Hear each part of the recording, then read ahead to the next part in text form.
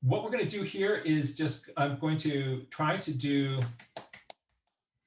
some rapid fire grab bags of things to do in your journal to help make the world on your page a little bit easier.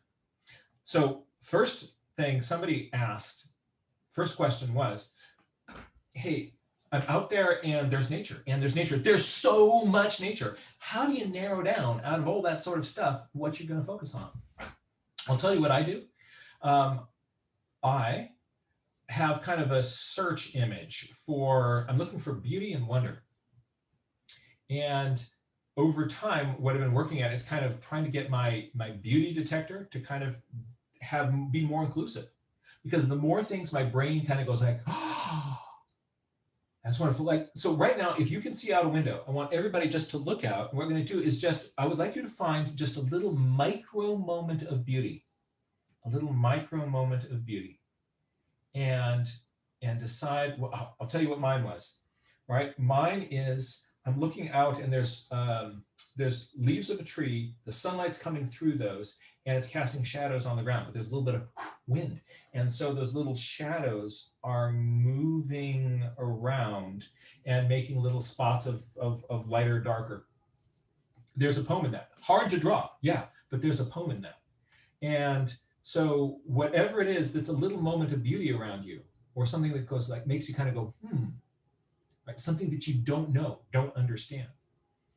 Yesterday, I was looking at the corn plants. I'm now a corn farmer. And my corn plants had all these little water droplets on them that weren't there during the heat of the day. It was this mystery.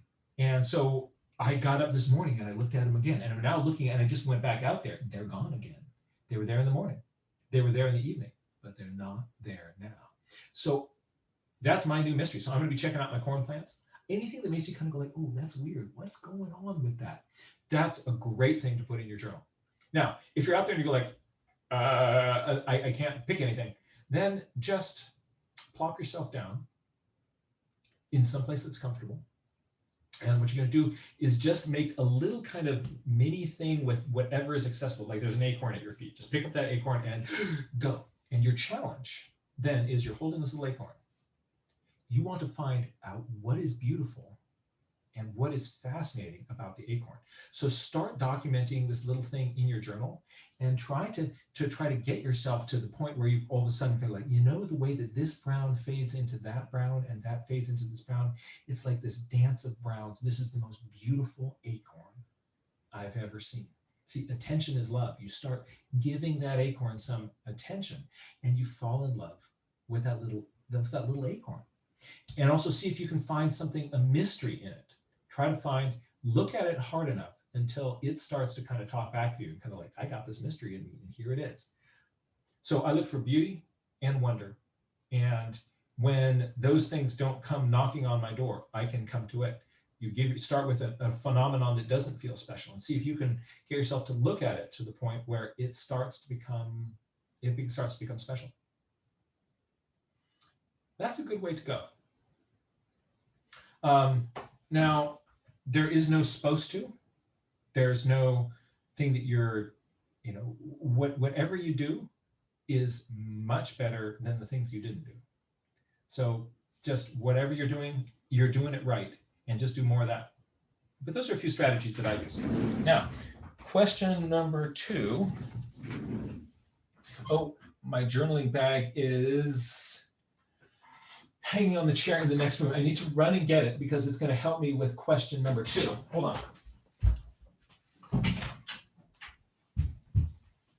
Whoa.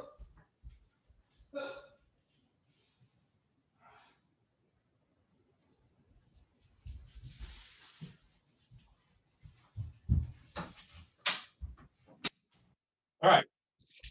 Now, the question was, could you give us just a few thoughts on using binoculars?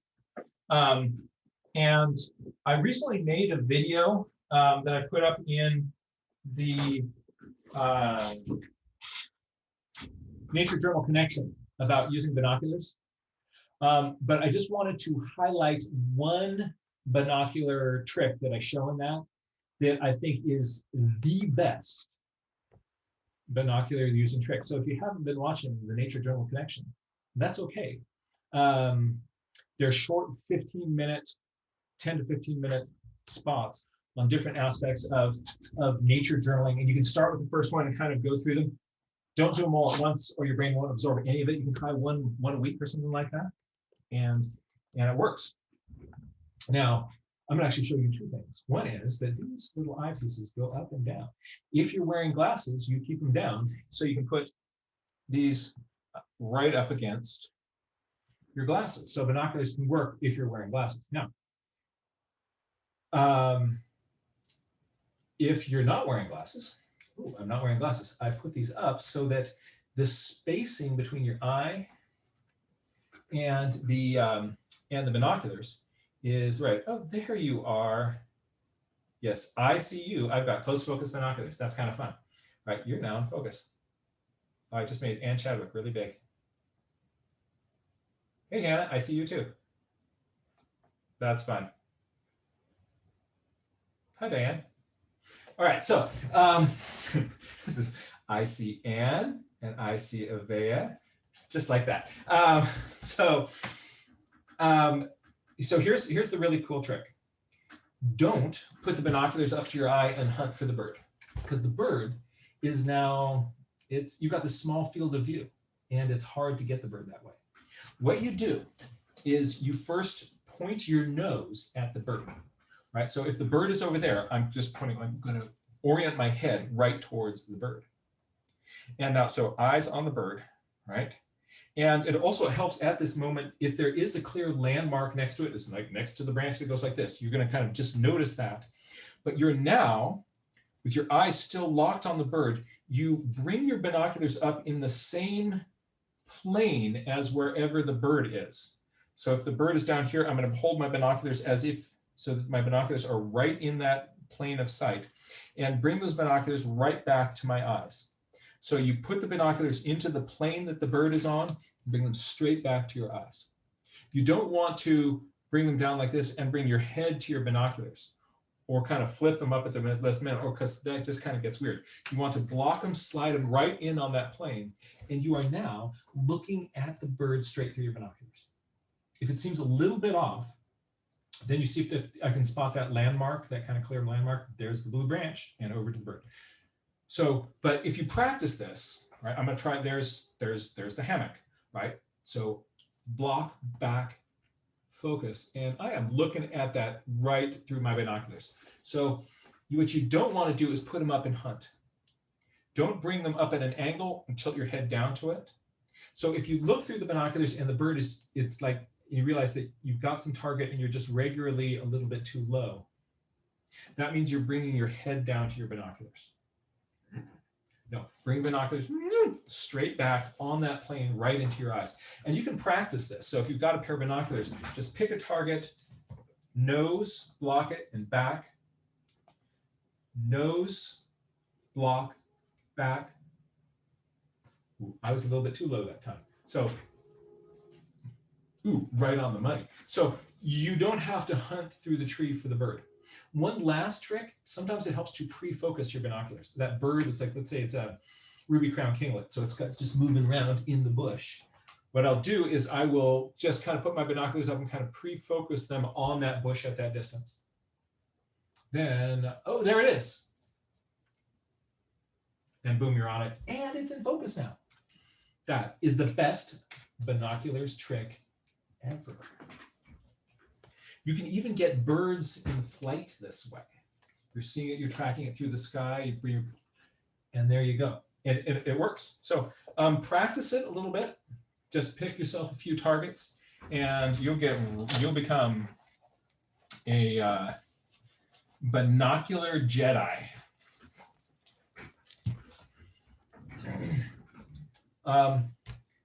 Now, some folks were wondering about oh, this will be fun. Fog, All right, so if you live in the San Francisco Bay Area, you know fog. And we're going to think of fog in two ways. There's one, the fog around me, and then there's the fog over there. And so we're going to draw both of those kind of foggy moments. And I'm going to do this both with graphite pencil, and I'll also look at how to do this with watercolor. So I'm going to get my watercolor.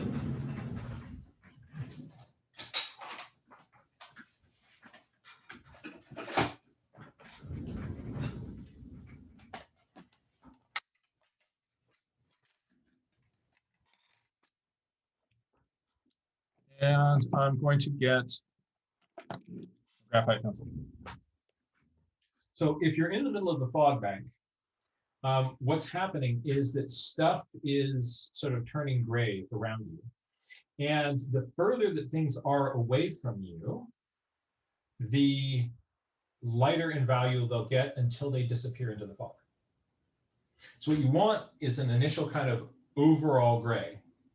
And then we're going to just play with some values, and that will put things at some different distances. So let's take a look at how this is going to look on the page.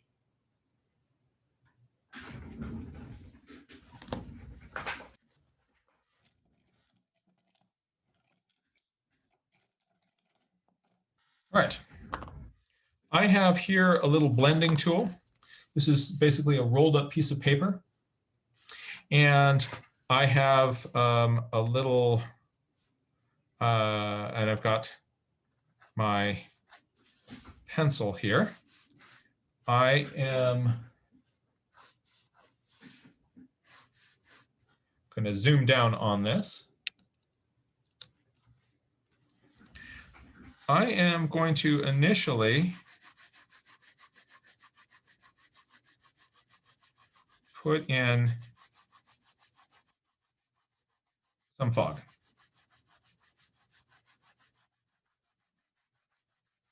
I'm not pressing hard. I'm going fairly lightly.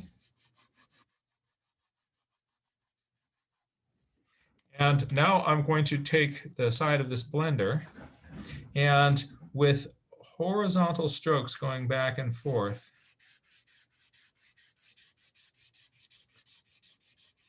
turn that into fog.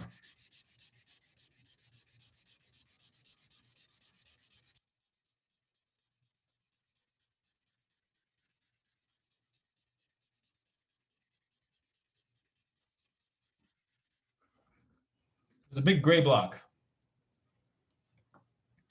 Now, things that are up close in front of me are going to be, I'm going to see those as nice darker value things. So I'm here underneath the branches of this oak tree.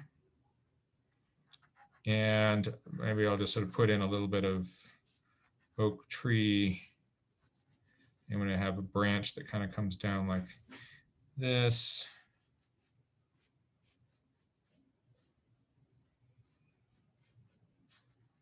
And this part is dark. So I'm saying close by having this be dark. Now, as I'm going down here, sort of shading this part, you notice I'm able to kind of cover a whole bunch of territory really, really fast for two reasons. One, the mechanical pencil that I'm using is a 0.7 millimeter pencil, so that's a fairly broad point, and it's also fairly dull. So if I have a sharp pencil, it's hard to get these kind of big, dark forms. I can put a little bit of value difference into this. We're going to see this is some places where we're seeing some texture in the trunk of this oak. And maybe there's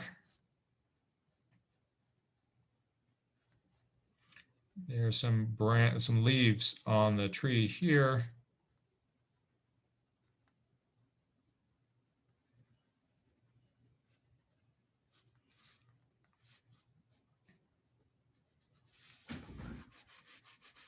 Now I'm going to look out, and there's there are other trees that are back here. There's another tree that is in the distance here. And for that, I'm going to just do it fairly lightly. And I've just sort of blocked in there. So I've got a tree shape there. And I'm going to just make that a gray shape.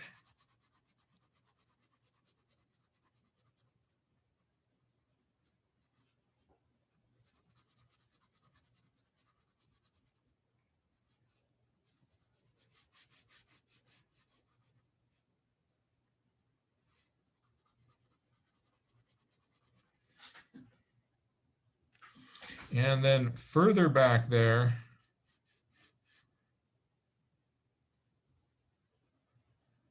there's the other side of the meadow.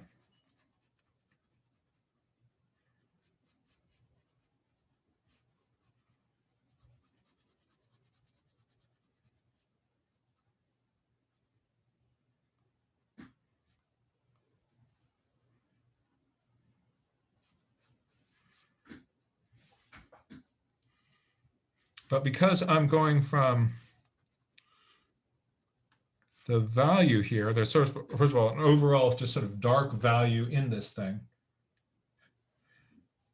I have my darkest dark, a medium, a lighter, and then the rest there. You also don't have to you don't have to put in anything in the very background all the way there.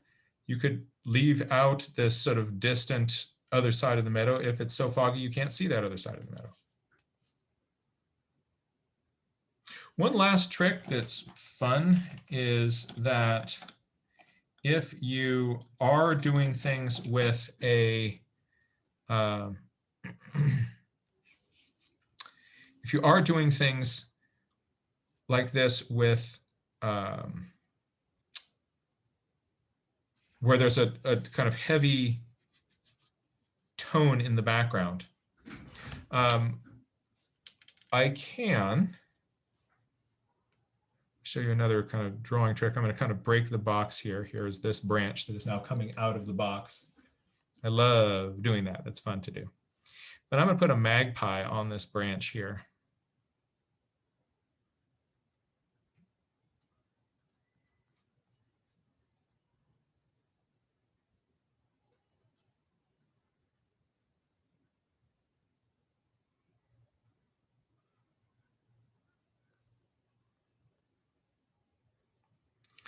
There's a little magpie on my branch. Let's drop down one level on this. Zoom. But what I can do is if you have an eraser that's a fine tipped eraser, this is what's called the Mono Zero. It's a Tombow eraser. This is a Tombow Mono Zero, and it is a fine point eraser. Just like you can have a mechanical pencil, this is a mechanical eraser. I'm just going to hit belly of the bird here a little bit.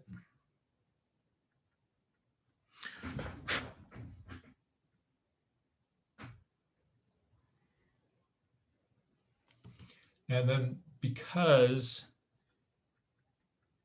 that little light part really stands out there, all of a sudden there's this super high contrasty moment. Because you can, into this gray, you can add a few little highlights. Generally on a foggy day though, everything's muted, so the brights aren't super bright. But maybe something in the foreground, I could get that much contrast.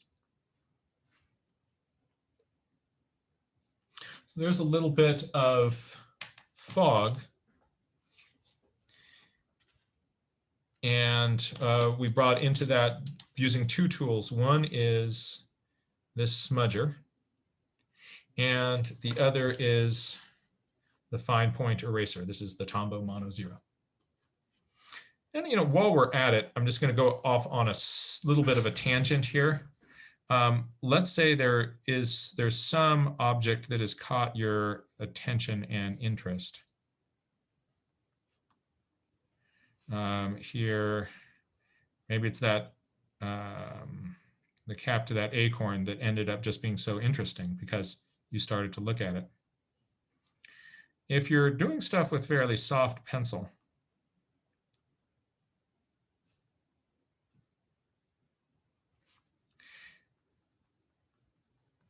if soft pencil is your jam, Volters, I'm talking to you. Consider adding to your toolkit one of these smudgers. Because you just put down a little bit of graphite like this, and then look what you get to do. You just kind of come along here, and it's like you're watercoloring with this. Look over here into this area.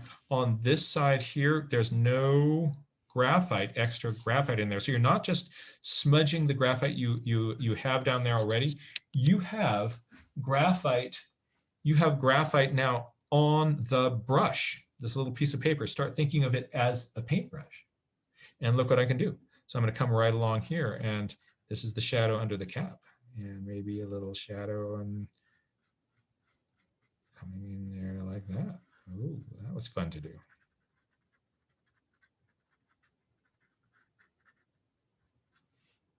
Oh, that was fun. Ray Bonto, you like your soft pencil. That might be a fun tool for you as well. So just a few little thoughts on that. Notice this value scale. We're going to have, very often when you put the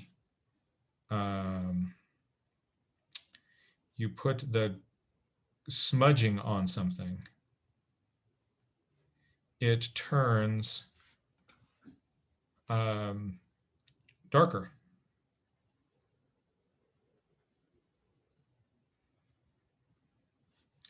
Here's dark, here's medium. Here's light.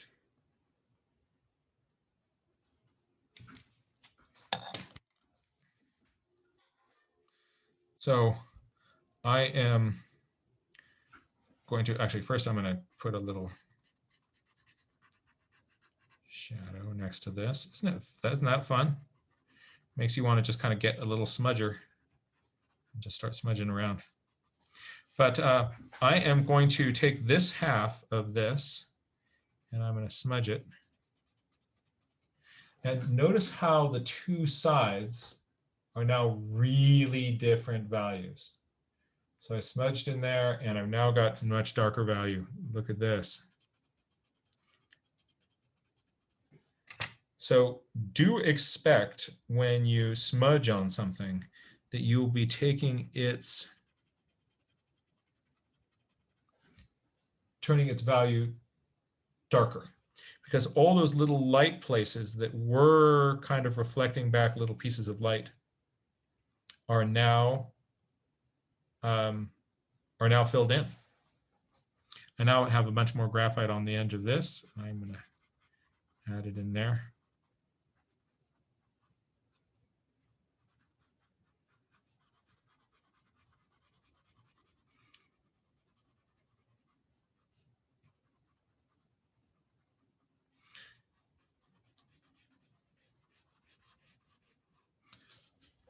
See how much fun you can have with that blender?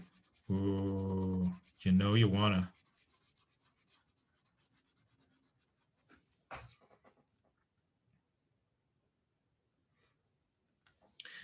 And then if you have this little pen like this, I can come back in there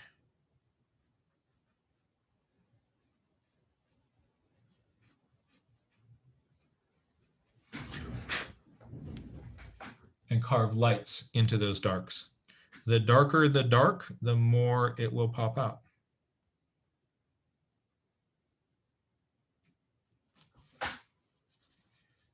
And you can really think of drawing.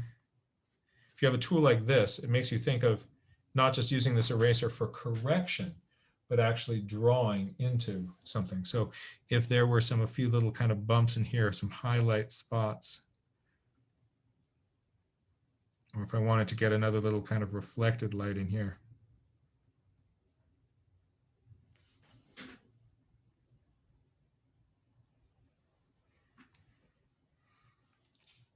Oh yeah, fog.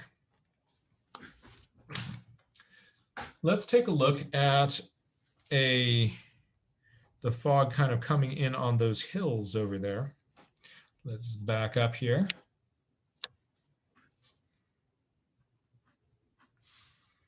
Maybe we've had a rainstorm, and after the rainstorm, the fog is lifting out of those little cracks and valleys, or lifting out of the forest.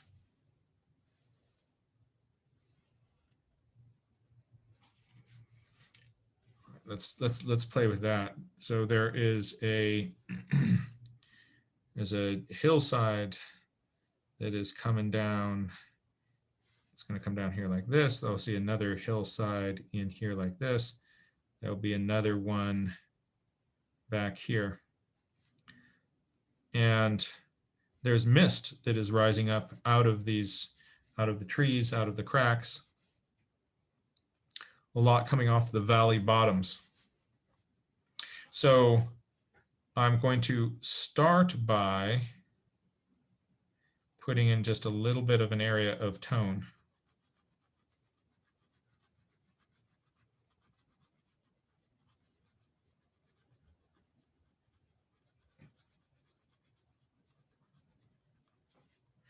And then I'm going to have another little area of tone back here. And I'm not really bringing this down all the way to the valley bottom. I'm going to make my foreground hillside a little bit darker. Get that sense of what's called aerial perspective, as this hillside that is in front of me it's a darker value. The ones that are in the background, I'm going to intentionally leave those lighter. Now, I'm going to bring my smudger in here.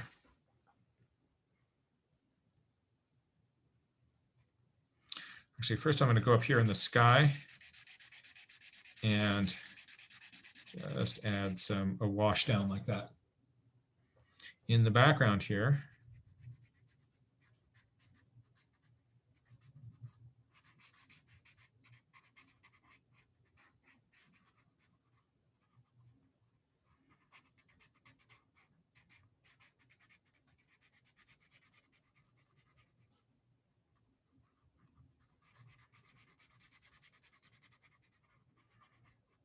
as I get down towards the edge here, I'm kind of stuttering the little movement of this blending tool to kind of make this fog bank feel a little more loose. And here's the close hillside.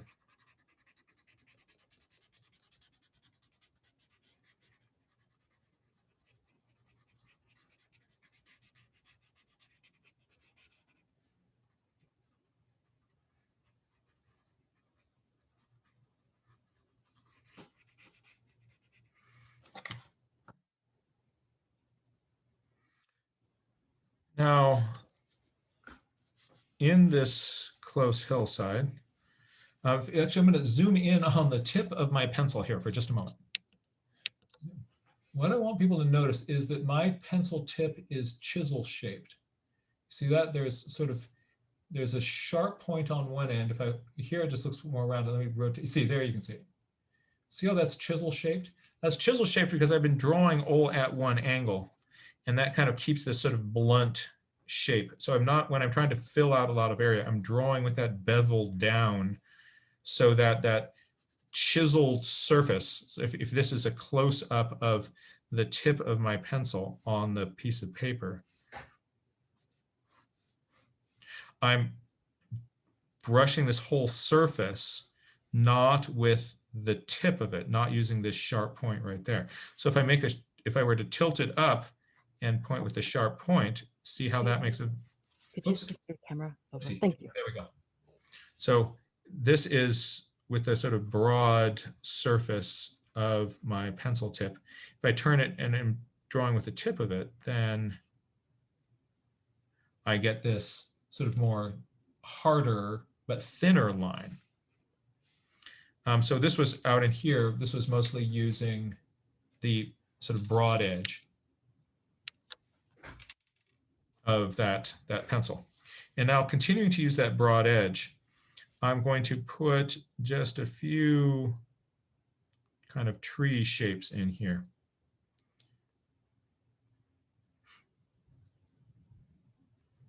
And I'm kind of coming up from the bottom, some lines going out to the sides being branches that are on the sort of edges of conifer trees.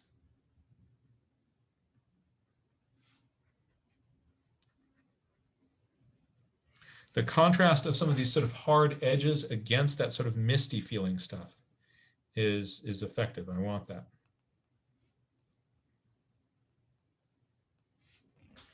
And then in the very foreground here, there are going to be some, I'm pressing harder now. And here are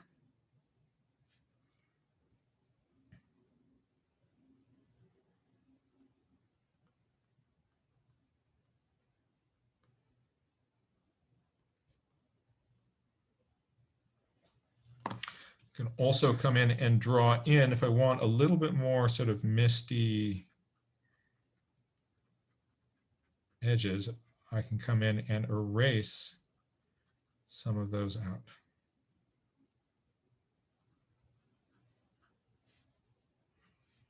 Here, maybe the mist is even rising up.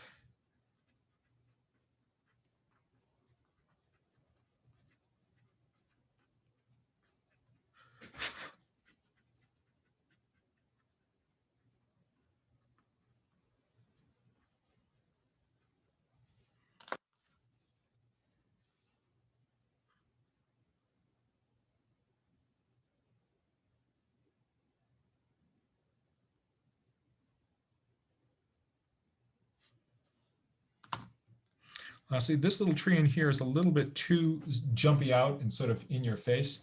So I'm just going to blend that back a little bit.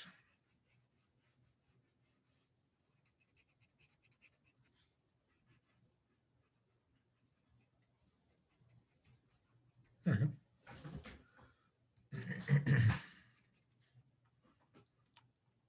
A little bit of some distant fog on that landscape. Now, if I am doing a watercolor,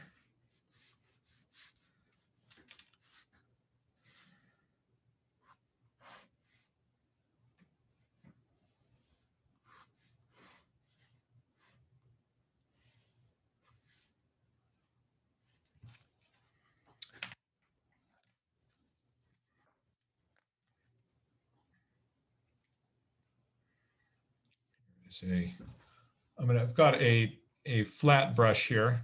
I also could use my sort of my regular round brush, but I'm going to choose to do this with a flat brush just so I can get a lot of stuff down on the paper here. I'm going to make an area here that is wet, an area of damp paper. And if I, on my end, if I turn my head from side to side, I can see the area of the paper here that is wet. It's going to be hard for you to see that at your angle, but can't really. You can see that there's some water on the page there.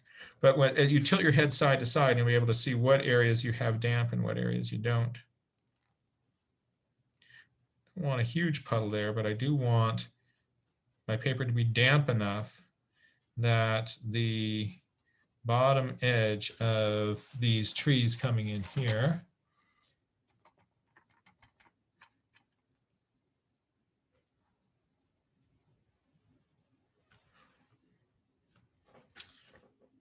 we are. I want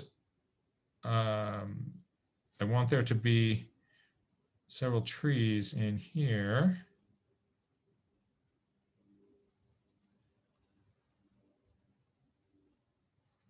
And the bottom edges of those I'm going to lose into this mist in the valley floor.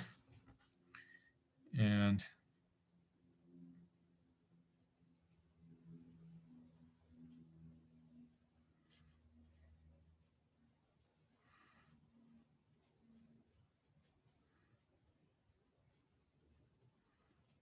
so now just putting in some kind of horizontal elements in these branches.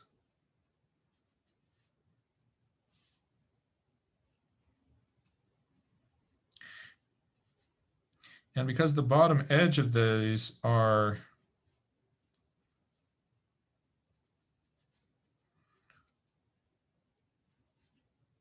the bottom edge of the where I'm putting these trees in is this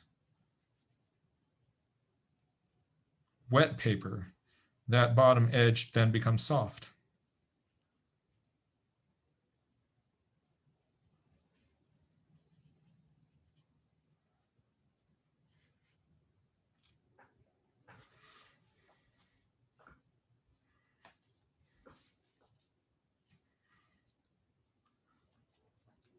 So if you look at the top edge of this, that's a hard edge. That's on dry paper. The bottom edge of that, that's a soft edge. That's on wet paper. And so I can get, if I want there to be sort of a place where there's fog, I make sure that that paper is wet before I kind of come down into it and touch it. Now there's going to be some grasses and things in the field that's in front of me.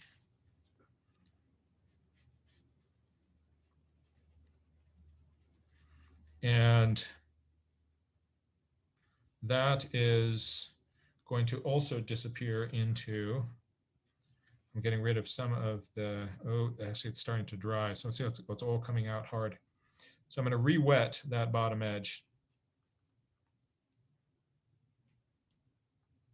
I want this to be wet in here so that when I come up into it, it will blur. There we are. So I'm making that edge sort of disappear.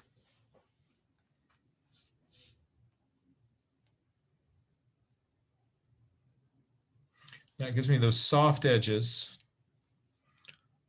things that are more in the foreground.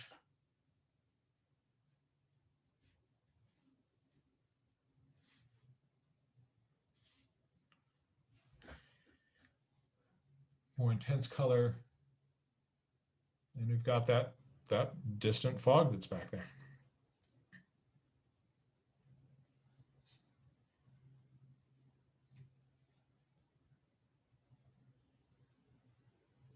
You can use those same techniques, by the way, for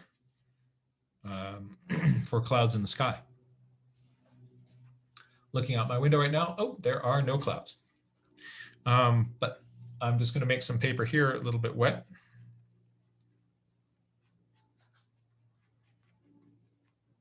So I've got a little wet blotch in there. And into that, I'm going to bring just a little bit of some color.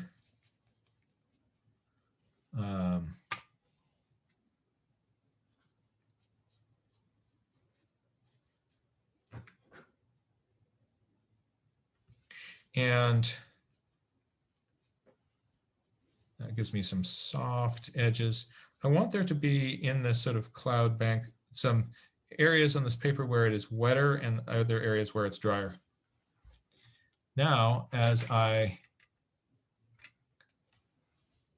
come in here, my brush is going to hit some of the wet paper and other places dry paper.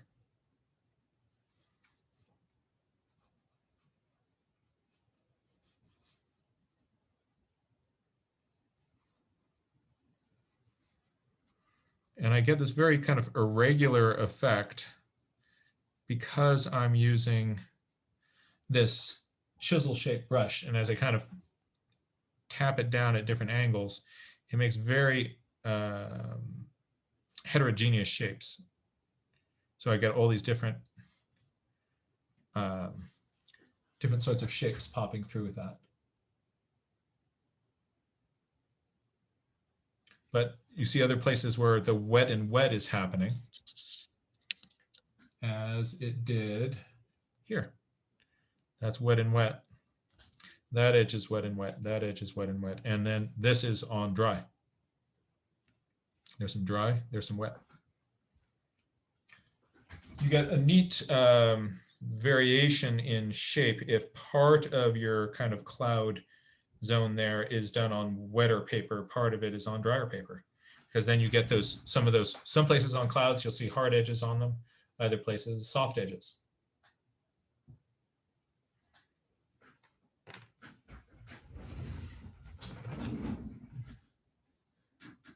Now,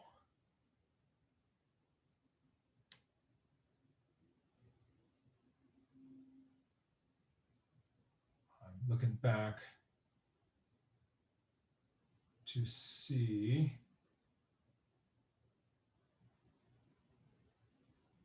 other ideas.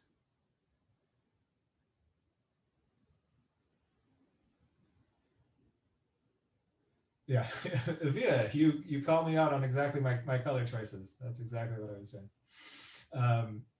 There's some rich green gold, or actually the perylene green for those dark trees back there. And what was that? Oh, quinacridone gold. Quinacridone gold for that stuff in the foreground there. So iridescence is another thing that folks have looked at, and our dear friend Ray Bonto has been drawing all those pigeons, and so there's often iridescence on those. Let's take a little bit of a look at iridescence. I'm going to zoom back here.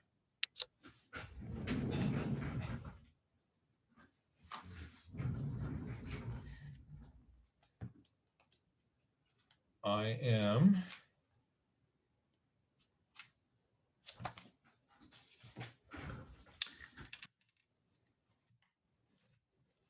let's make a let's get a duck. So for my friend the duck here, I'm going to have, well, let's zoom down on that. I've got a round head. I have a beak that you want to think of your beak as kind of coming off the bottom of that circle, not in the middle like we do for a perching bird, but the beak coming off the bottom of that circle, and then we're going to come down sort of a ski slope down to that. Here off the forehead. And different species of ducks have different steepnesses of foreheads. There's a big cheek in here. And the neck doesn't come down from here. No.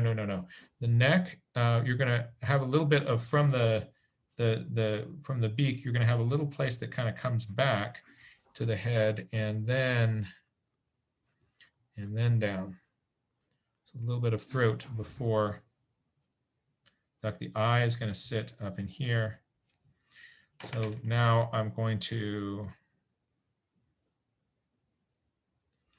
very often ducks have what's called a nail, a little bit of a bump on the tip of the beak right there.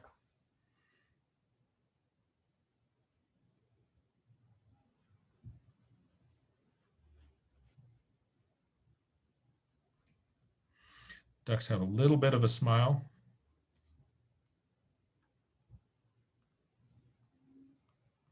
And a nostril that fits into that upper beak.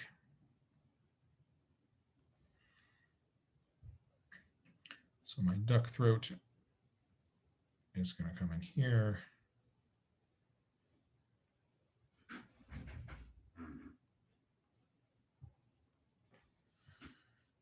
And I have the big duck cheek. The eye sits fairly high in the head.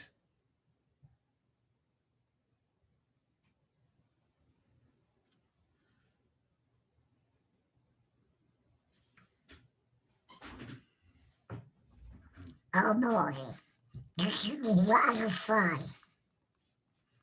So, now spike it.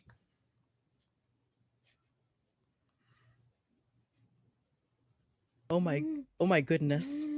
That was amazing. Yeah, the secret inner duck can come out. I can't wait to get back to picture of it. That's a lot of fun. I know you always enjoy it. Oh, you're back to clap, clap, clap, clap. There we go. Now, if we want to make our duck here look iridescent,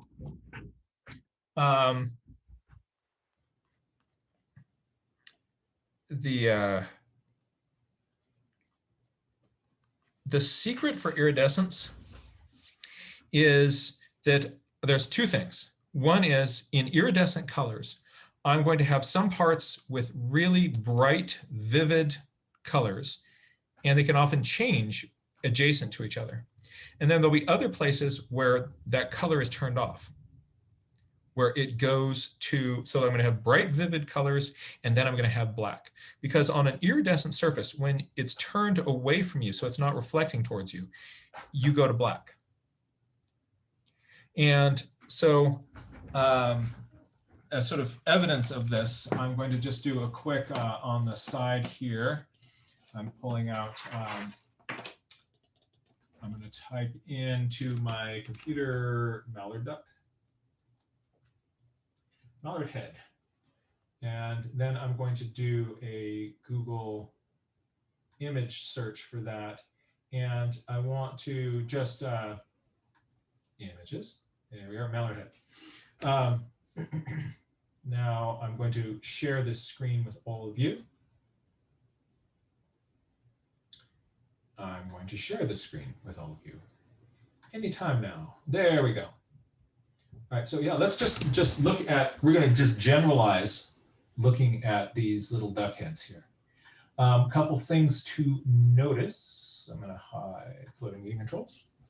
All right, so I've got areas that are bright, vivid color. I've got other areas that are dark. There's green in there, and then there are, I mean, look at that little crescent of bright green in here. You'd be tempted to make the head all green, and if you did, it wouldn't look like a mallard. Look at this one here. Oh, what's up with you? You are lovely. Yes, you are. We're getting purple iridescence when we're kind of in a side angle. We're getting blue in here and green in there. Look at that, purple, blue, green, purple, blue, green. What? Right, purple, purple, purple, purple, purple, right? And other places, black, dark. So these bright colors adjacent to each other, I pay attention to what colors sit next to what colors. So I don't want to put my purple right next to a green. I'm gonna have a little bit of blue next to my purple, next to the green. Let's take a look at this duck down here. Hi, duck. Right, look, there's purple, and then there's a little blue edge on that, and then it's getting into the green, and then it's going into some blue here, not into purple right there. It's going into blue, because the blue, it looks like the green is next to the blue, and then the purple's on the edge of the blue. So I'm kind of, in my head, making this little map of what colors go where. Okay, I've got green here. Then on the back of the head, it's going to purple and blue. Ooh, that's so cool. Right. Look at this one. No, it's got stop, stop, stop written all over it. Let's look at a different one. Where are we? Let's go right here. I'm getting a blue glow on the back of the duck head here.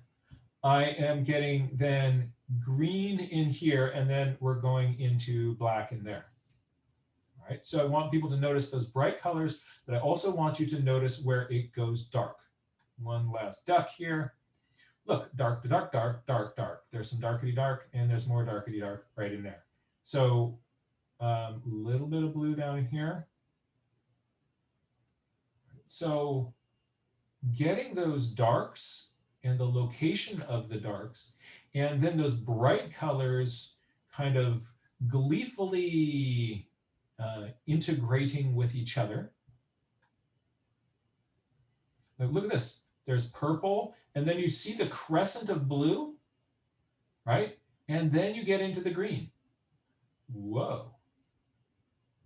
All right, so we're seeing that same order there. So there's an order to the colors that we're seeing in that iridescent sheen on these: purple, blue, green. Ah. And then where it's at a funky angle, it's black.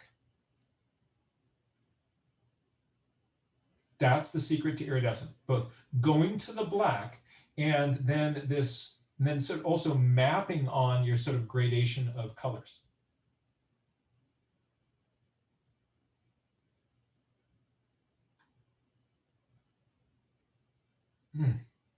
That's a good looking duck. That's a good looking duck. Look at you. Oh yeah.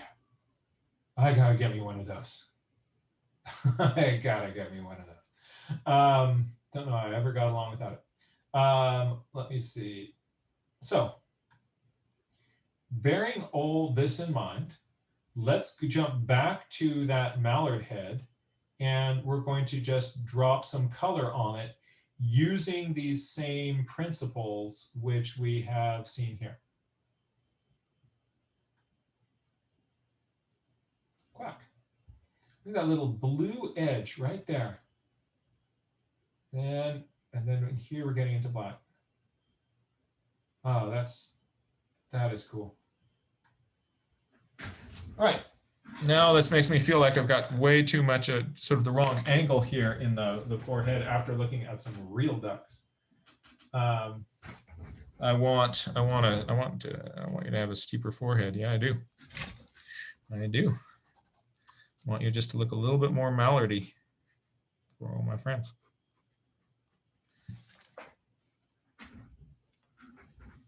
All right. So what am I going to do? Well, I'm glad you asked.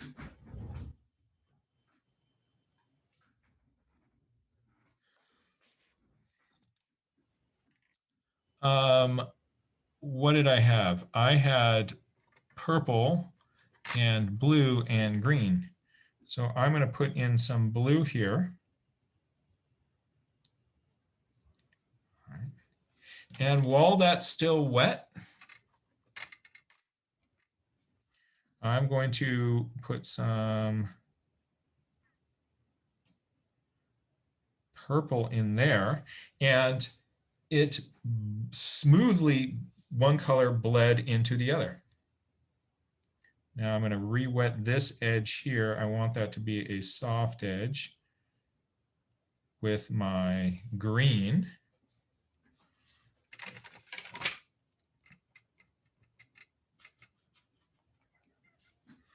And I'm going to come in here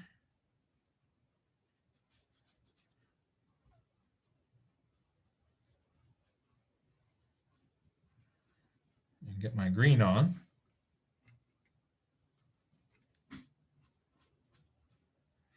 And maybe up here underneath this eye here, I'm going to put in a slightly different, more of a yellowy green.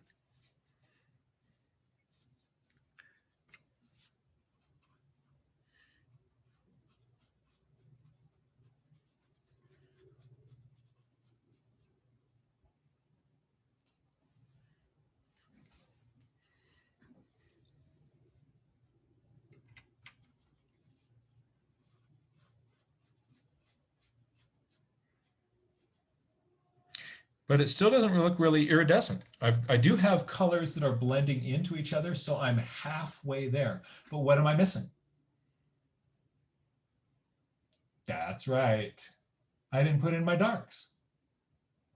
So the minute I start putting in my darks, it'll either look like chaos or it'll look like an iridescent duck. So we're about to find out.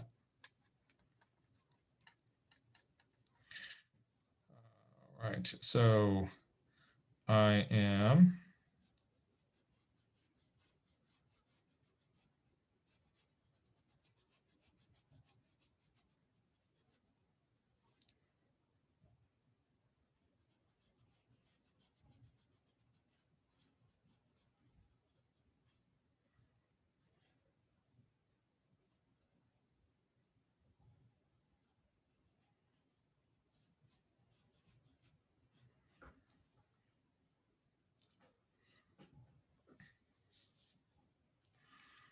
the color that I'm using here for these darks is Bloodstone Genuine.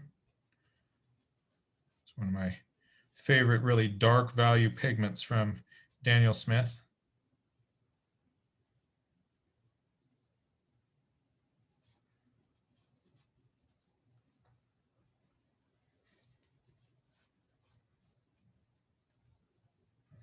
And I'm giving myself permission just to put really dark paint onto this green head.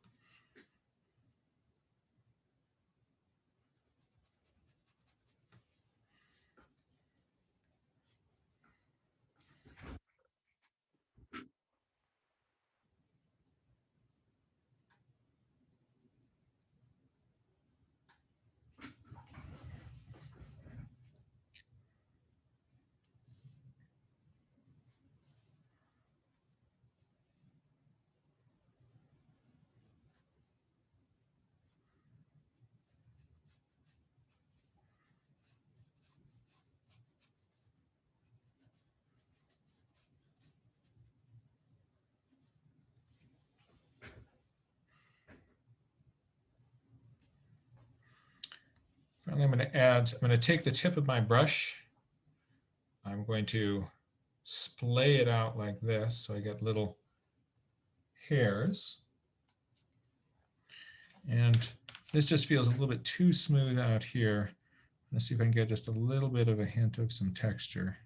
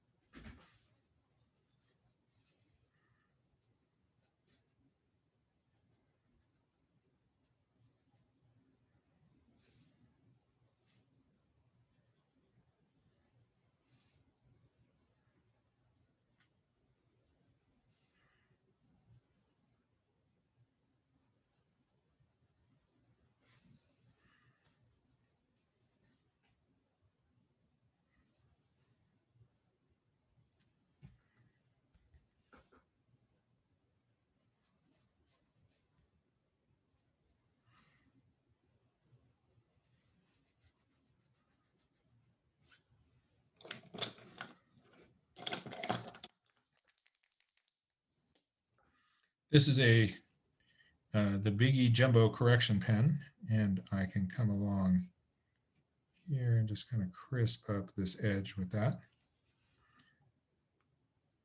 It's a big, basically a big pen of whiteout.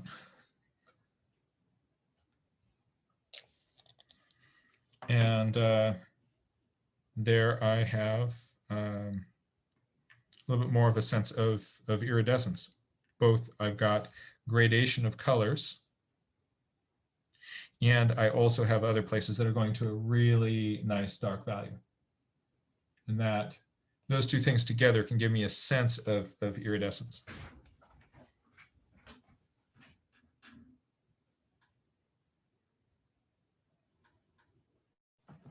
So unlike our usual thing where I get so wrapped up in the first topic, we spend our entire time on that, we're able to hit several different topics here. We had, what do we do in nature? We had looking through our binoculars. We played with fog. And that took us on a tangent into sort of tools for working with soft pencils for both Walters and Ray Bonto, and anybody else out there working with your soft pencils. And also a brief look at iridescence. I hope that that was fun for you. And thank you so much for being with us. Again, I'm not showing you the only way to do it. This isn't the right way to do it. These are just different techniques and strategies that if you have them in your kind of mental toolbox, as you're hitting some of these things, you're like, oh, that would be a good place for wet and wet. I see how I could use that. And we'll get more exposure to these techniques and strategies going forward. But I hope that this was useful for you today. And thank you folks so much for being here. These workshops are sponsored by viewers like you. If it's possible to make a donation to support me doing this, I greatly appreciate it. And you can do that over on my website, which is johnmuirlaws.com. There's a place to make donations there. If that doesn't work for your funding and finances, I completely understand. Know that I really, really want you to be here. And you giving me a donation is not a prerequisite for participating in these classes. If it does work, that's great. If not, what I ask folks to do is an act of service, kindness, or stewardship in your area. Heck, you could even do one for Rebecca's birthday. So you can also over on my website, there are more resources. Eventually we'll get this workshop recorded and put up there if you want to see it again. And thank you all for being here. I hope that this was a lot of fun. A couple of other fun announcements about upcoming classes. They're not scheduled yet, but there are going to be three really special classes that I know are going to happen. One is with bird illustrator Debbie Kaspari. And Debbie is the person who, she runs I found her online. She has a website called Drawing the Mott Mott. I suggest you go check out Drawing the Mott Mott. Blew my mind what she is doing just with her pencil and her line work, the way she's defining volumes and carving birds. She's going to be showing us a bunch of strategies and techniques in her quiver. I'm first going to get her set up to learn how to teach things and share things online. And then we get to meet her. And I think we're all going to learn a ton from her. In addition to that, I have gotten in touch with my bird drawing mentor. Keith Hansen is a bird artist who lives in Bolinas, California, who originally taught me my first lessons on drawing birds. And I've been a student of his ever since. He's just recently come out with this book on birds of the Sierra Nevada that are illustrated. It's a wonderful field guide with all his illustrations in it. And I'm going to be teaching him how to kind of share stuff online, and it'll be his first sort of online demo as well. But we're going to get to learn from Jedi Master Keith Hansen about his bird drawing techniques. One last upcoming course that I want to put on everybody's radar, even if you're not somebody who regularly attends the Nature Journal Educators Forum. This is one that I suggest you do, and actually suggest that everybody do that because they're a ton of fun. But there is some years ago, I was doing a class at a school. And all the kids in the school, they're just, flowing with observations and all this cool stuff. And it's going like, wow, there's something crazy going on here. And it turned out that they were doing this, a system. They learned a system called visual thinking strategies. And it is a very simple way as a teacher or a parent or a grandparent, or anybody who's sort of facilitating discussions about art to do that in a really effective, rich way. That's not just one of these things about, hey, I've learned a lot about Frida Kahlo, and now I'm going to tell you right? But how you can get people to really make their own observations.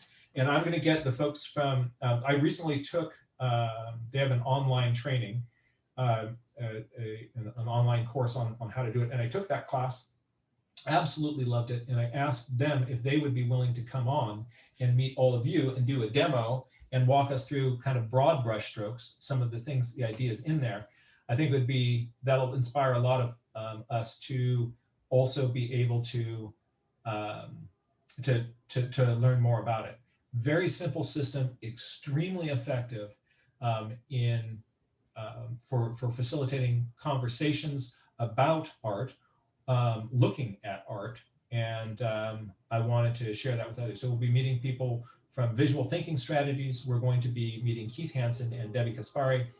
I'm excited, and you'll be there too. So let's see here. We are now into our educators, not educators forum. This is the community sharing part of what we do. So I'm removing my spotlight. I am also making it possible for you to unmute yourselves. And if anybody has a question or a thought to share, you can either use the raised hand function. You can also just hold your journal up to the screen and we will click on you. I see JLPL has had a hand up for a while. And so JLPL, if you wanted to unmute yourself and ask a question, you are invited to, or it might be this by accident, you bumped that thing. Otherwise, let's jump over to Janice. Janice, thank you so much for being with us. I am going to spotlight you. Let's see what's happening on your page. Well, last week we talked about how to tie things together, and that tends to be the way that I do things. I just randomly put things. So I decided that I'd show how I tied things together. And by the way, my book was falling apart, so I put these rings on it. That's why the ring. Good idea. But I made it on 2 pages. So at the end, the very last thing I did was to draw the line around the edge and kind of shade it. It doesn't look like it's showing the shading, but the edges are shaded. And then we can see that you're using sort of a tint of the same color that you have there in those titles. So having all those titles one color and then that outside a tint of it, it really makes everybody think that this whole thing was planned like this from the start. That's really cool. So that's it. I just wanted to show how I tied it all together. Well, thank you for sharing that. So again, what Janice is doing here, she has, let's hold that up one more time. You could have just some stuff randomly all over the page, but notice how she's using boxes to kind of unify things, or the line to unify things. There's a title that she's then put in on each of these, tinted that a color, and then put one final box all the way around the outside edge. And that is what kind of makes this look like this extremely planned page. So you can get these pages that look like you had this whole strategy from the start, but really you just kind of fell into it. That's really cool. Thank you. Thank you so much, Janice. You're welcome. Let's see what else is going on in our journals. I see Diane and Ray Bonto have got something to share. I see Eva and Gabe there. Perhaps you guys will want to share something as well. I'm going to start with Diane. And hi. So I've been gone. I actually went to Mexico. It was a little surreal with COVID and being locked down for a year. But after taking a lot of your, this wonderful community, I had the nerve to do something I would never have done. To capture these wonderful, magnificent frigate birds. They're, tropical birds. these are all females because they all have white chests. The males actually have a red balloon under their neck, and when they're in display, it gets big like a big balloon, but I didn't see any of those. And then, because I've been with you all, what does one look like? So I was pretty happy with capturing it, because every time I look at this page, I'm transformed back to the experience of watching these beautiful birds. Wow. Isn't it amazing how a journal page like this, because you were looking so intently during those moments, it just pulls you back into that place where you were. You can feel the heat of the sun on your back.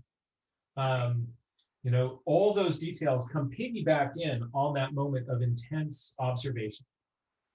Yeah, I really appreciate learning to see better and enjoy nature more from being with you all. Well, thank you, and I'm glad you're safe. I'm glad you had some magnificent frigate bird encounters down there. I also saw a lot of grackle. I saw somebody wanted to, just a sec, I'll show you real quick. The grackles were all over, and they do that loud whistle. Whistle, whistle, whistle, and they're in all the palm trees. Oh yes, look at that And they have grackle these huge strut. tails, and this character. They're just characters and very fun. So I don't know that I would have paid much attention to them otherwise, you know, but I was intent on capturing them as part of the experience, right? So Absolutely. everybody started calling me Bird Lady on my trip. That's in other, there are communities where that would be pejorative. In this community, it's a badge of honor. So The respect to your bird non-minded, lady. right, Bird Lady. I was related to them all, so it was fine. That's great. Thank you. Well, thank you. Thank you so much for sharing that. That's really fun. Let's see here. Ray Bonto, did you want to, I would love to see what has been going on in your notebook. You were holding it up a moment ago.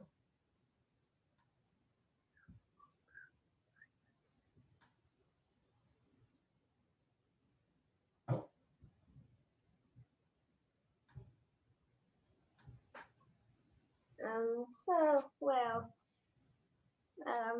I did do it. Well, I didn't have the blender, so it didn't work out. But Oh, that's really fun. With those soft pencils, I really like the sense that we get of your magpie sitting there on that branch, having that tone around it. Really is wonderful. You can make your own blender out of a piece of construction paper tightly rolled. And you can look online. If you don't have a blender, you can look up how do you make a paper blender. And you can get online instructions for that. I also like your treetops disappearing into the mist there. Thanks. So in this one, I just did a quick. I used. I decided to use a combo N75. But that ended up too dark. So to blend it, I just put a water brush and washed it all over. And then I saw you were. I was still in the middle, and you were still going to do something else. Yeah, so but luckily I was using 12B, so yeah, it goes in. That's right. Oh, 12B is going to give you such nice dark darks. And how are you enjoying yours? Oh, I've got it right here. It's a wonderful, wonderful dark pencil. Whoops, pulled up the wrong one. It is. Oh, did Amelia get in here and take my grade bond? Oh, I think so. I showed my daughters that pencil, and they're like, "Wow, this is cool! Look at how dark it goes." And so I think that my pencil now, baby, in her room. But we were having some fun with that together. I couldn't find my practice book, so I decided to use toned paper for the iridescence. Oh, yes, yes. That's fun. That's fun. Yeah. And then pushing in those darks really makes a big difference. I like the smooth blends of those colors, one into the other. And now on Friday, a poor little gray tit unfortunately banged into our window and died. Oh, I'm sorry to hear that. Poor little one. Yeah, I mean, it fell into the someone else, our neighbor's garden, alley, I should say. Yeah, it fell in there, and they were just about to throw it away when we came in and said, "Can I have it?"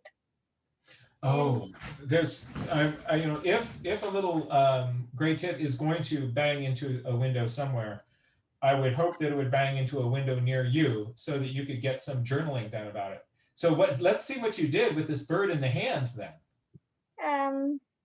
Yeah, so we took it away, and that's the death position. It broke its neck. Yeah. Oh yes. I really like all those soft browns also coming through.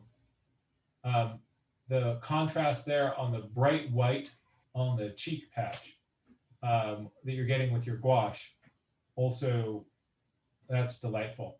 I do the same thing when I find a little dead bird. It's this opportunity to learn so much from Yeah, I just wrote down everything. It smells a bit smelly, but and then it was 4 inches from the tip of its beak to the tip of its tail. I think it might be a young one because my book says that gray tits are 5 inches long. Oh yeah, and looking at that tail, I think you're right. That little stump of the tail, I would expect that tail to be longer in an adult. And it weighed only 15 grams. Isn't that amazing? Yeah. You expect it to be a much more chunky, substantial thing, don't you? Yeah. And you pick it up and you're like, wow, there's nothing here. There's nothing here. Where it's like, hey, even my bones are hollow. I'm just, oh, yes, yes, yes. And then I decided to just go ahead and study all the wing feathers. Oh, and then you're using different colors for different sections on its wing. Yep. Oh, this study is brilliant. This is the best way to train yourself to understand. And then you can take that wing and you can fold it back and you can watch it, you know, fold and unfold, and you can fold it and unfold it. And each time you're sort of learning more about how those feathers overlap and come together to make those patterns. Well, I buried it now, but I remember how it unfolds and folds. Yeah. Because I buried it just on Saturday. So. I really like the way you're showing respect to that little bird. I think that this sort of a study and paying attention to it and giving it this sort of attention is one of the best ways to. Oh yeah.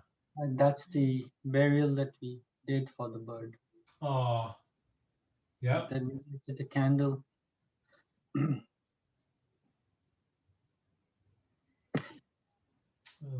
Yes. Lighted a candle. Well, fly on, little bird, and thank you for spending this time with us. Yes. So it was very special. Yeah. And then.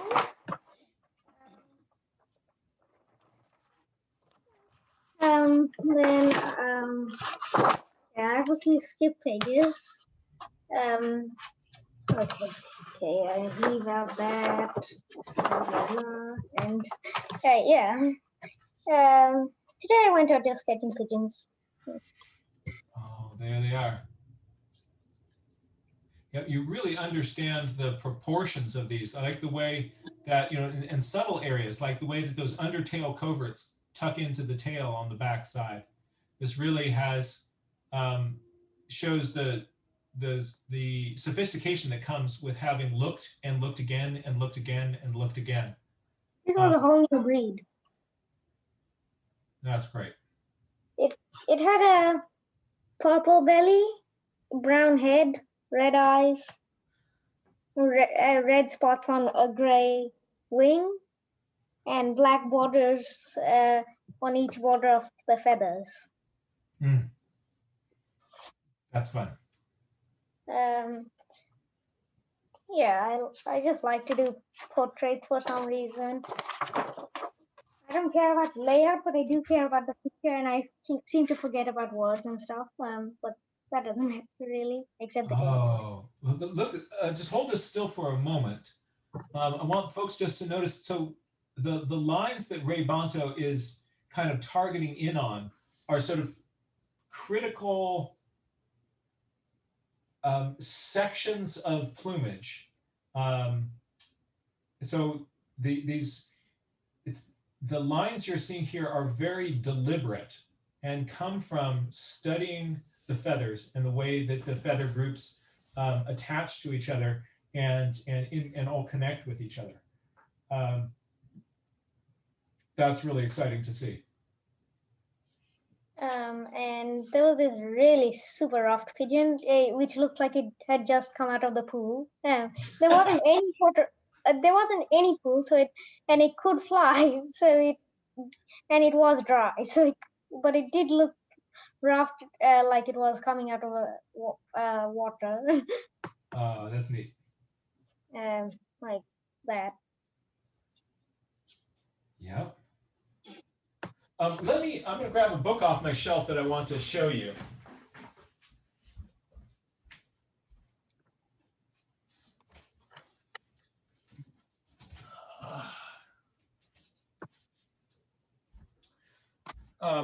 We've looked before at some sketches by Tunnicliffe. And there's another, so one thing that Tunnicliffe did is those wonderful field studies, but also anytime Tunnicliffe would get a hold of, oh, you've got hold that one up, one you've got? Yep. Sketchbook of birds. This is great. So yeah, this gives you kind of, those are Tunnicliffe's field sketches. And then the other thing that Tunnicliffe was really into, is check this out, is every time he would find a, this is Tunnicliffe's birds, measured drawings.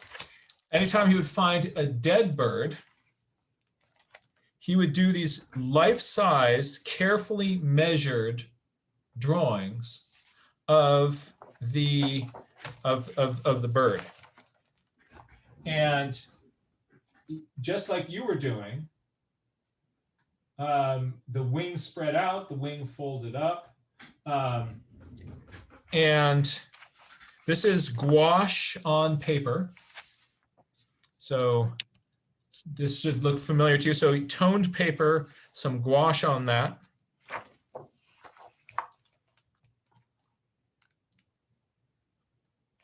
And you could see how that bird in the hand really informs then this is just like what you did.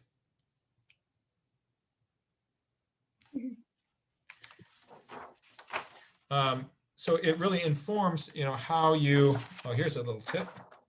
Blue tip.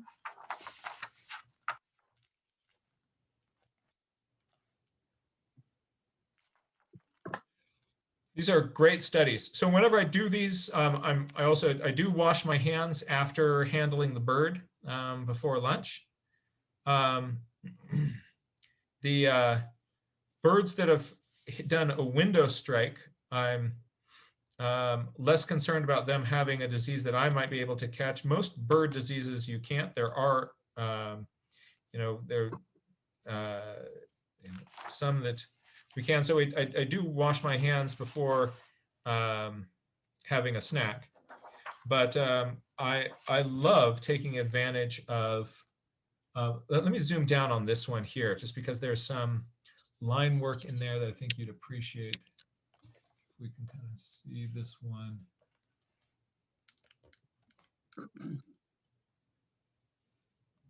Yeah, I wish that the resolution on the camera were a little bit finer, but you can kind of get a sense there of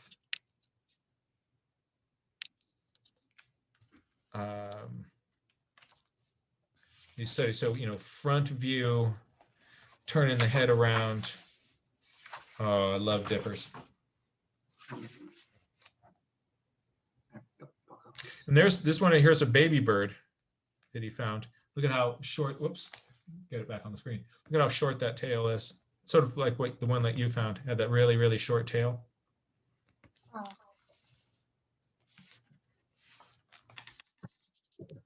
But yeah, we can learn a lot from these moments.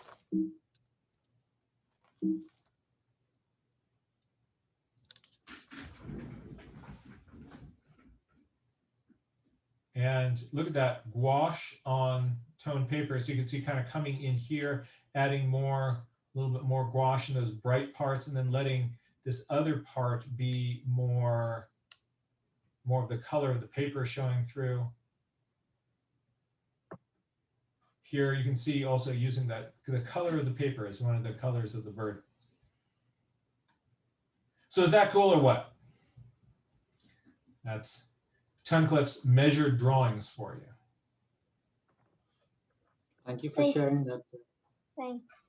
Absolutely. And I have a question. How do you use your spotting scope? Like, how do you aim your spotting scope? Because your spotting scope's on a tripod. You're not as free as a binocular. And also, you've got only one eye, so you can't block it completely. All right. Let me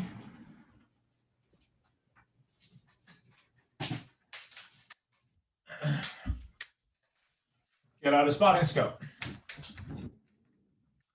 And I'm going to change my view.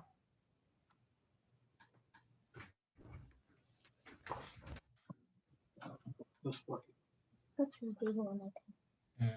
And this is my smaller one, but it's just inside a little protective case. So I'm going to set it up here, raise it up. So I like to kind of put it in at a height so that all I have to do when I'm sketching is just drop my head down. What looks good for mine. And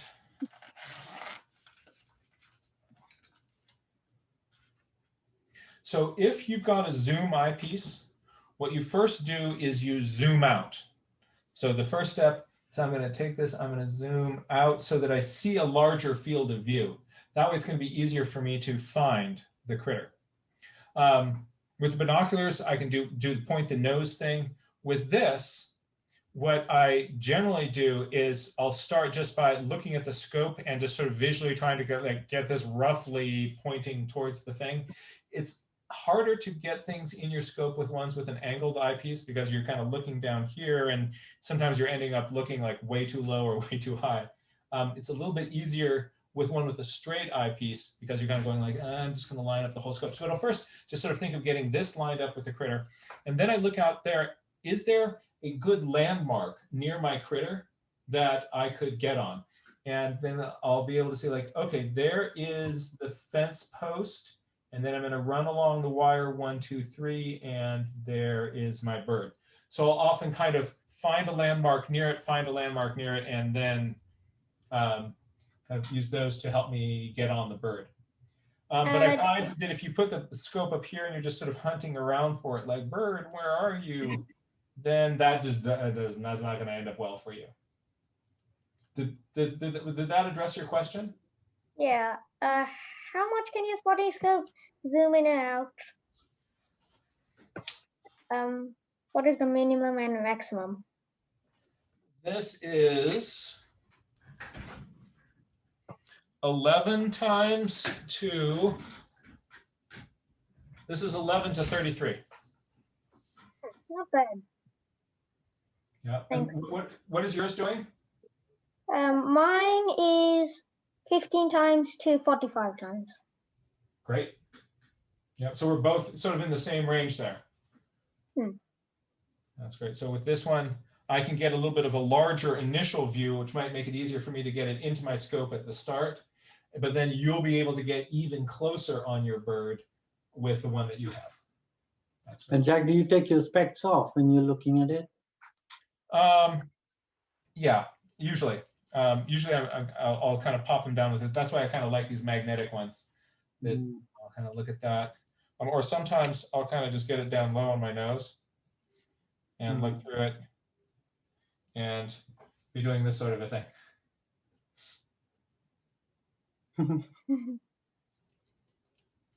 Thanks. Thank you, Jack. Absolutely. Ivea, let's see what's going on in your journal. Hey, and Rebanto, thank you for sharing that.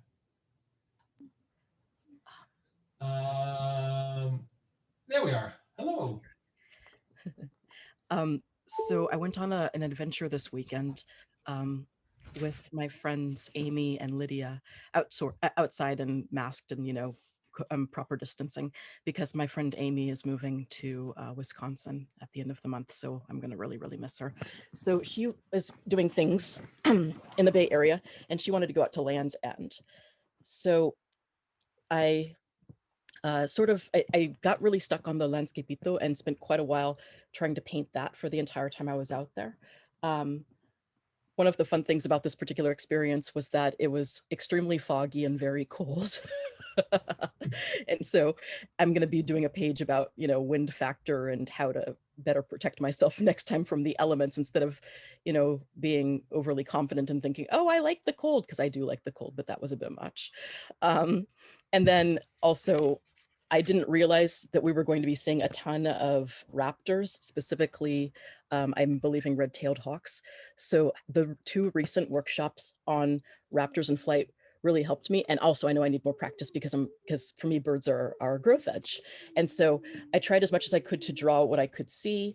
And I did the thing where you look at the bird first and then the binoculars, and one thing that this reminds me is just how good the strategy of blind contours can be, because the more you practice, I mean, it seems counterintuitive. You'd think, oh, you have to practice at blind contours, but it helps to practice at blind contours for me, because it helps me to break the ice when I'm drawing something that's difficult or something brand new, but also because if you're in the field holding up the pair of binoculars, then if you can do blind contours, then it makes it easier to draw it so that you don't have to look at the paper too much and you can keep your eyes on that bird.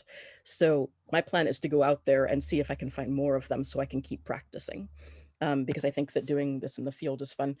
And part of why I wanted to share this is because I think Terry Newman had asked about putting words in your nature journals, if you're more used to pictures. And so I think that I might have gotten overly attached to my landscape. I kind of wish that I'd started a new page where I could have just drawn about a bazillion hawks, but because I was getting overly attached, I wrote on it.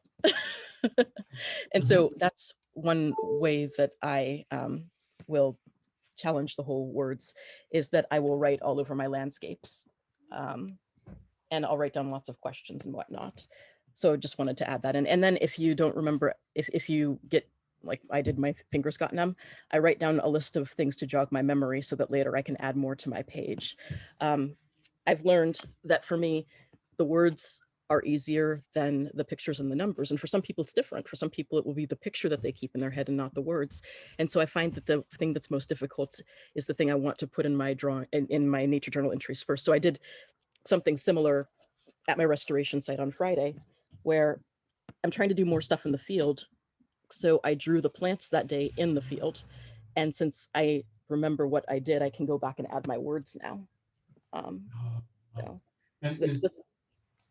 and tell us also about this little printmaking technique we're seeing here. So this is something that I got from one of Melinda's Sunday workshops. She had taught us to paint a leaf with some watercolors and then press it down into our journal in order to make an imprint. And I tried that before with the poison hemlock here on some different occasions. One time it worked and then the next time it didn't. So what I began to do was to put the leaf down and then paint the negative space around it. And on this particular day, I wanted to do a comparison between the poison hemlock and a similar plant that we pull out called the birch chervil, which is in the same family and has similar leaves.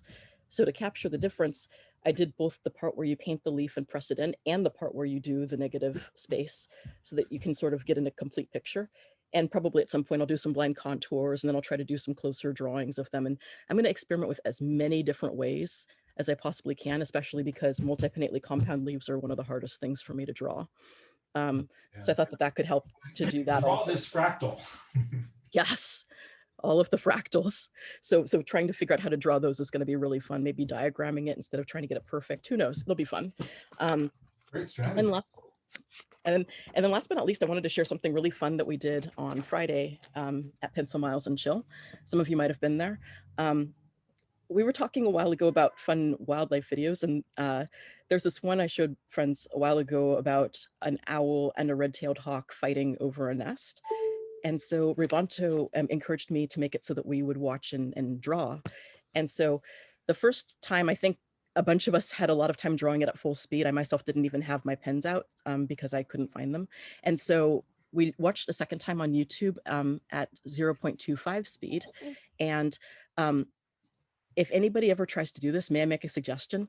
Because this is drawing like if you were seeing it in the field, try to resist the temptation to pause the video and do this a lot.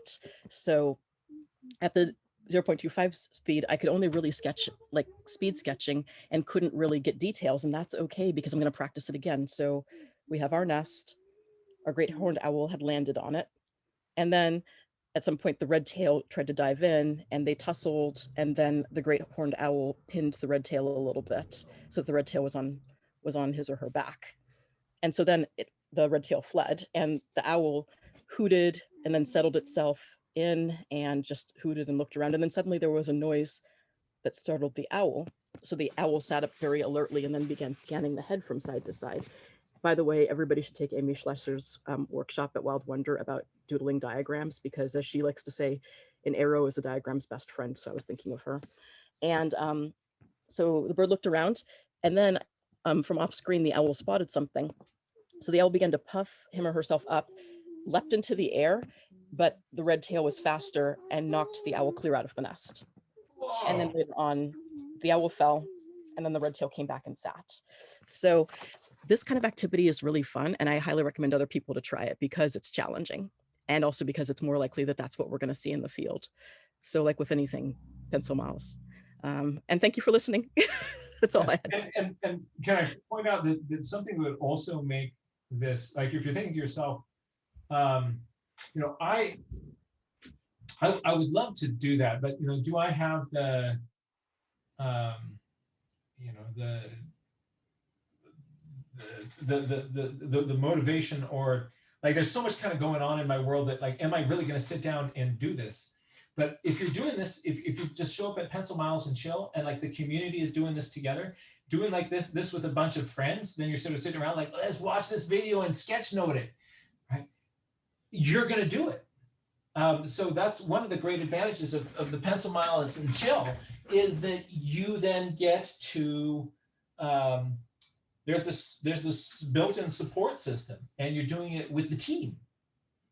And it'll be more fun, and then you can see everybody else's way of doing it, and that's cool.